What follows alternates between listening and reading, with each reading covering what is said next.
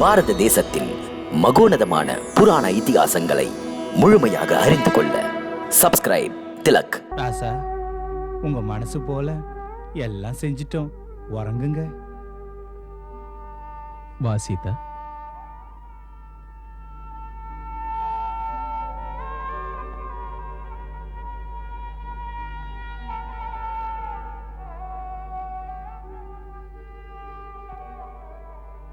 ராசா, நான் ஒன்னு சொல்லணும், நீங்க உத்தரவு கொடுத்தீங்கன்னா.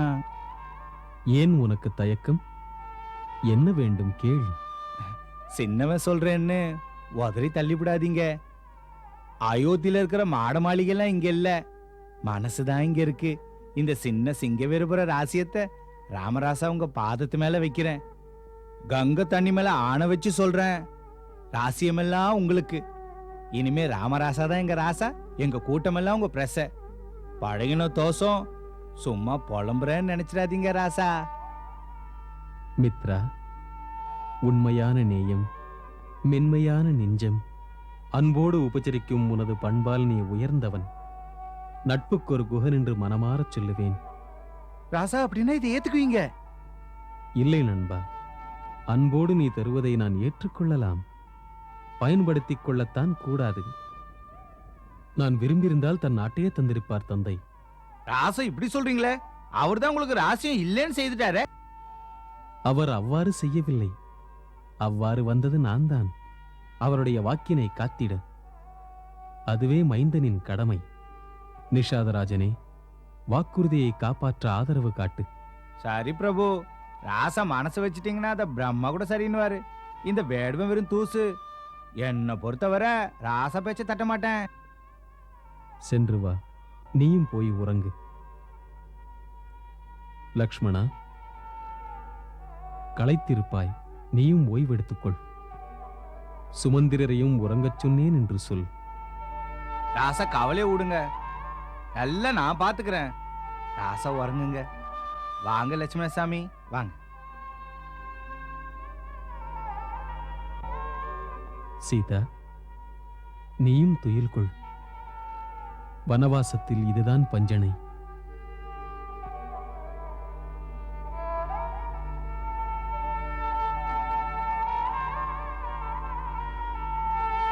வாங்க லட்சுமணசாமி, உங்களுக்கு உறங்கறதுக்கு வசதி பண்ணிட்டேன். மந்திரி ஐயாவுக்கும் கூட எல்லாம் பண்ணிட்டேன். இல்லை நிஷாதராஜனே, இனி உறக்கம் எனக்கில்லை. நான் பிரபுவின் காவல்காரன். அப்போ உறங்கவே மாட்டீங்களா? மாட்டேன். மாதாவின் கட்டளை பிரபு உறங்கும் போது விழித்திரு என்று. ராசா கிட்ட எத்தனை பாசம் ஐயா. ஒரு போடு தம்பி அண்ணனை கவனிச்சுக்கணுங்கிறதுக்கு சத்தியமா உங்களை மாதிரி யாருமே இல்லை. நல்லா இருக்கணும் நீங்க, நல்லா இருக்கணும் உங்களை பெத்தவங்க. இந்த உலகத்துல உங்களை மாதிரி உத்தமரை பெத்து கொடுத்ததுக்காக. நான் எப்பவும் அழுததில்லை, இப்ப மனசுக்குள்ள அழற. அயோத்தி ராசா பெத்த மவன் இப்படி சருகு மேலையும் வைக்க மேலையும் படுத்திருக்காரு. மவராச சனகர் பெத்த மவ, அயோத்தி ராசா தசரதர் மருமவ, என் ராமர மாலையிட்டவ, உங்களை மச்சினரா அடைஞ்சவ. அந்த அம்மாவும் இப்படி மண்ணு மேல படுக்கணுமா? ஆண்டவன் விளையாடுறான். மாளிகையில பிறந்தவங்க கதியே இப்படி ஆச்சுன்னா மத்த சாமானிய மனுஷங்க கதி என்ன ஆகும்? ஆத்தா கைகேயி, இப்படி கெடுத்துட்டியே. நண்பா, ஆசை எண்ணங்கள் தான் மனித சிந்தனையை மாற்றுகிறது. மனமே நம்மை ஆள பார்க்கிறது. திருப்புமுனை கண்டு தளராமல் இருப்பதற்குத்தான் இந்த பயிற்சி. இது கருத்துள்ள பேச்சு. ஆனா இந்த கபடம் இல்லாதவனுக்கு பிடிக்கலீங்க. இந்த குகனுக்கு கெடுக்க தெரியாது, மத்தவங்களுக்கு கிடைக்க வேண்டியதை மடக்க தெரியாது. எங்க ராமருக்கு கெடுதல் பண்ணவங்கள மன்னிக்கவும் முடியாது, மறக்கவும் முடியாது.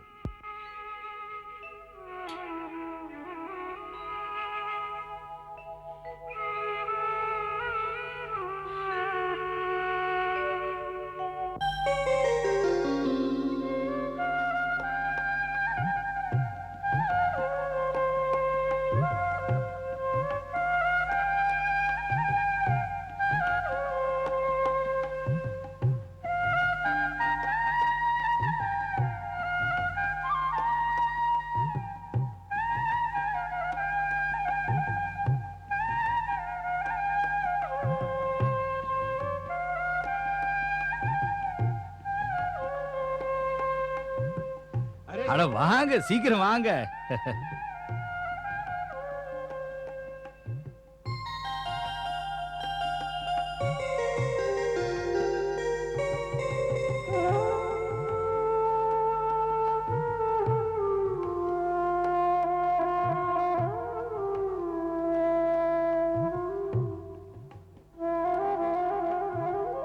ராசா, ராசா, வணக்கம் ராசா. வா நிஷாதராஜனே, பொருத்தமான சமயத்தில் வந்தாய். பிரபு, இது என்ன வேஷம்? எப்படி ராசமுடி ரிஷிமுடியாச்சு? மித்ரா, ராமன் வனவாசத்தில் இருக்கிறேன். இந்த புனிதமான துறவாடைதான் இனி எனக்கு ஆடை. என் பயணம் இனிமேல் கங்கை கடந்து கானகப் பாதையில் செல்ல வேண்டும். கானகம் செல்றது அவசியம் தானே பிரபு? இதுவும் கானகம் தானே பிரபு. நண்பங்கிற உரிமையில உங்களை வேண்டிக்கிறேன். இந்த ராசிய ராசாவது, எங்க ஆளுங்க ராசாவது. 14 வருஷம் இந்த நண்பராசியத்தை ஆளுங்க. இந்த சாமானியனுக்கு சேவை செய்ய வாய்ப்பு கொடுங்க. காட்டு மக்களும் உங்களை வேண்டிக்கிறோம் பிரபு. நிஷாதராஜனே, அன்புக்குரிய நண்பன் அல்லவா? ஒரு நண்பனின் கடமை என்ன? அவன் நண்பன் கடமையாற்ற உதவுவது, உண்மை நண்பன் கடமையிலிருந்து தவறாமல் இருக்க உணர்த்துவது. உனது நட்பு உணர்வு நண்பன் ஒருவன் பாதை மாறிச் செல்ல காரணமாவதோ? இது உனக்கு அழகல்ல நண்பா. அன்புக்கு நீ கொஞ்சம் அணை போடு. உன் நண்பனுக்கு நீ இன்று அனுமதி கொடு.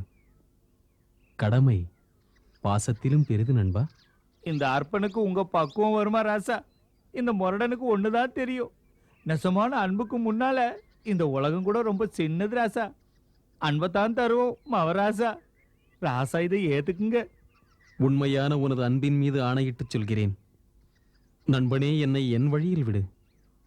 அப்படி ராசாவே சொல்றப்போ நான் என்ன சொல்ல முடியும் ராசா? சரி, அப்படியே செய்யுங்க. யாராவது படகோட்டியிடம் சொல்லி எங்களுக்கு ஒரு படகு ஏற்பாடு செய். மூவரும் கங்கையை கடக்க வேண்டும். இந்த உதவியை மறக்க மாட்டோம். என்ன செய்யுங்க பிரபு? சாமி சேவகனை கையெடுத்து கும்பிட்டா இந்த சேவகனுக்கு தான் பாவமுங்க. ராசா சொன்னபடியே செய்யறேனுங்க. ராசா நிம்மதியா இருங்க. நான் படகு ஏற்பாடு செய்யறேன். மனப்பூர்வமா சொல்றேன். படகு எதற்காக ராமா? தேர் இருக்கிறதே, எங்கும் அதில் செல்லலாமே. இல்லை சுமந்திரரே, இனிமேல் மூவரும் நடந்தே செல்வோம்.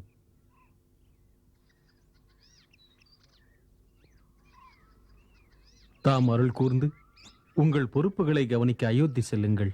இல்லை ரகுநந்தனா, எனக்கு அயோத்தி எதற்கு? ராமன் இல்லாத அயோத்தி எனக்கு தேவையில்லை. உன்னோடு நானும் படகிலே வருவேன். எங்கு ராமன் இருக்கிறாயோ அங்கே சுமந்திரன். மன நிறைவோடு பணிவிடை செய்வேன். உனக்காக எந்த வேலையும் செய்ய காத்திருக்கிறேன். ஐயனே, தாம் தந்தைக்கு அமைச்சர் மட்டுமல்ல, நண்பரும் கூட. அவரை சமாதானப்படுத்த எப்போதும் அவர் பக்கத்திலேயே இருங்கள். பாசமும் பரிவும் கொண்ட தந்தைக்கு மகனுடைய இந்த வேண்டுகோளை சொல்லுங்கள். தம்பி பரதனுக்கு உடனே பட்டாபிஷேகம் செய்ய. தம்பி பரதனிடம் சொல்லுங்கள், கைகேயி மாதாவின் மனம் கோணாமல் நடக்க அவன் பொறுப்பில் மாதா சுமித்ராவும் என் மாதாவும் இருக்க. அன்புள்ள அயோத்தி மக்களுக்கும் எனது குருவுக்கும் என்னுடைய, சீதையுடைய, லக்ஷ்மணனுடைய வணக்கங்களை சொல்லுங்கள். நல்லதையனி, வனவாசம் முடிந்து மீண்டும் சந்திப்போம்.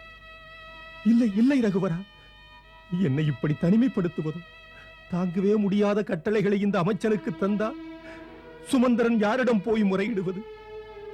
நீ இந்தி செல்வதோ? இதைவிட நான் இன்று கங்கை கரையிலே நின்று தீக்குளிப்பது நன்று. என்ன இது? வேந்தனுடைய நினைப்பில் தன் குடும்ப சுகங்களை மறந்து செயல்படும் சிறந்த ஒரு அமைச்சர் அயோத்தி மன்னர் குடும்பத்தின் சங்கடங்கள் குறித்து கலங்குவதா? தீக்குளிக்கும் முடிவுக்கு வருவதா? இந்த உணர்வு தங்களுக்கு உகந்ததா? தாம் அன்பு கூர்ந்து அயோத்தி திரும்பி செல்லுங்கள். உங்களுக்கு பொறுப்புமிக்க பணிகள் காத்திருக்கின்றன. அவைகளை கவனியுங்கள். அதனால் மன்னவருக்கும் அமைதி, என் மாதா கைகேயிக்கும் ஆதரவு. மகாராணி கைகேயின் நலன் குறித்து தங்களுக்கு இவ்வளவு கவலையே வேண்டியதில்லை பிரபு. அவள் சுகத்துக்கு, சுயநலத்துக்கு, குடும்பத்தை கெடுப்பதற்கு திட்டமிட தெரிந்தவள். ஆரிய சுமந்திரரே, அவளிடம் சொல்லுங்கள், அந்தப்புறம் தந்தையை பந்தாட வைத்த பெருமையில் ராஜபோகங்கள் அனுபவிக்கட்டும். லக்ஷ்மணா, பொறுமை இழக்கலாமா? மன்னியுங்கள் அண்ணா. ஐயனே, அவன் கோபத்தில் பேசிய பேச்சு மாதாவிடம் சொல்லாதீர்கள், என் மனம் தாங்காது. மன்னர் அவர்கள் என்னிடம் வற்புறுத்தி சொன்னார்கள். என் ராமலட்சுமணர் வரவில்லை என்றார். தேவி சீதையாவது அழைத்து வா என்று. இன்னொன்றும் சொன்னார். சீதை 2 நாள் வனவாச கஷ்டங்களை பார்த்து அயோத்தி திரும்பி விடுவாள் என்று. அவ்வளவு நம்பிக்கை. மன்னர் மீண்டும் சொன்னார், ராமன் சென்று விட்ட பிறகு மாளிகையில் எனக்கும் கௌசல்யக்கும் யாரும் இல்லை என்று. ராமன், நான் போகத்தான் வேண்டும் என்றார். சீதையை என்னோடு அனுப்ப வேண்டும். அப்படியே ஜானகி ஏற்றால் என் மனமும் மகிழ்ச்சி அடையும். என்ன? ஆம் சீதா, இந்த வன அனுபவம் உன் இயல்புக்கேற்றதல்ல. நீ திரும்பிச் செல்வதால் மாமியார், மாமனார் மற்றுமுள்ள உறவினர் கவலை தீரும். அவர்கள் கவலை தீருவதால் எனது மனமும் அமைதி பெறும். ஆகையால் அவரோடு நீயும் அயோத்தி சென்று விடு. சுவாமி, மனைவி கணவனின் நிழலை போன்றவள். பிரிவு என்பது இருவருக்குமே நல்லதல்ல. நிழலை பிரித்து எடுக்க முடியும் என்று நான் கேட்டதே இல்லை. உங்களால் முடியும் என்றால் பிரியுங்கள். வைதேகி, ஒரு பெண் மாதா, மனைவி, மருமகள், மகள் என்று இத்தனை உறவுகளில் வாழ்கிறாள். உன்னுடைய சேவை அரண்மனைக்கு தேவை. ஐயனே, தம்மையும் என் தந்தையைப் போல் மதித்து தமது கருத்துக்கு பதில் சொல்கிறேன். தவறாக எடுத்துக்கொள்ளாதீர்கள். எங்களுக்கு எல்லா நிலையிலும் எல்லா பணியிலும் ஆதாரமாக இருப்பது எங்கள் கணவர். இதை கற்றுத்தந்தவள் என்னை பெற்றவள். இதையே என் மாமியாரும் கூறி இவரோடு என்னை அனுப்பி வைத்தார்கள். இன்பத்தில் கணவருடன் இருக்கின்ற நீ துன்பத்திலும் கூட இரு என்று. ஆம் சுமந்திரரே, தங்களோடு சீதை இனி அயோத்திக்கு திரும்பி வருவது என்பது முடியாது. தாமதிக்காமல் தேரேறி செல்லுங்கள். ஆம் சுமந்திரரே, தாம் தேருடன் உடனே செல்லாவிட்டால் தேவி கைகேயிக்கு தேவையற்ற சந்தேகம் வரும். கானகம் சென்ற நாங்கள் மாளிகை திரும்பி விடுவோமோ என்று. ஆம் சுமந்திரரே, உங்களை கண்ட பிறகுதான் அன்னை கைகேயிக்கு நம்பிக்கை உண்டாகும். ராமன் வனத்தில் இருக்கிறான் என்று, இல்லையேல் ராமன் பேச்சு மீறிவிட்டான் என்று சந்தேகம் உண்டாகலாம். இனியும் நேரம் கடத்தாமல் விரைந்து அயோத்தி செல்லுங்கள். செல்லத்தான் வேண்டும் என்றால் நான் செல்கிறேன். ராசா, ராசா, ராசா, கங்கையை கடந்து போறதுக்கு படகு ஏற்பாடு செஞ்சுட்டேன். வாங்க, வாங்க ராசா. சரி நண்பா, நாங்கள் வருகிறோம்.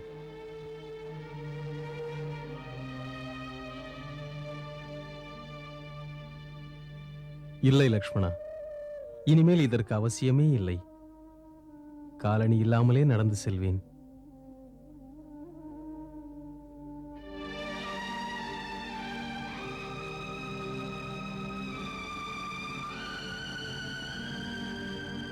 அது ஏன் ராசா, பழக்கம் இல்லாதவங்க காட்டு பாதையில போறது கஷ்டம் பிரபு.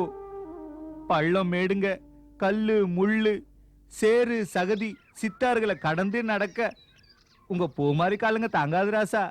கவலை எதற்காக நண்பா? பள்ளிப் பருவத்திலேயே எங்களுக்கு குருதேவர் பயிற்சி தந்திருக்கிறார். நினைவிருக்கிறதா லக்ஷ்மணா, அன்று சொன்னது? இன்று நீங்கள் ராஜகுமாரர்கள் நாளை காட்டு வழியாக செல்ல நேரலாம். இந்த பருவத்தில் அதற்கு பழகிக் கொள்ளவில்லை என்றால் சிரமம்தான். அதற்குத்தான் இந்த கடுமையான பயிற்சிகள். குருதேவர் அனைத்தையும் அறிந்தவர். அவருக்கு எதிர்காலம் தெரியும். தெரியும்ல ராசா, அவர் சொல்லி இதை தடுக்கலையே. ஒருவராலும் அது முடியாது. விதியின் விளையாட்டு புரியாது. இறைவனையும் அது விடுவதில்லை. வாருங்கள், வணங்குகிறோம். என் ராமபிரபு இல்லாத அயோத்திக்கு போகிறேன். விடைதா ரகுராமா. வனத்தில் கல்லும் முள்ளும் நீ நடக்க மலராகட்டும். அன்பு வானில் ராமசூரியனுக்கு அஸ்தமனம் இல்லை. செல்வோம்.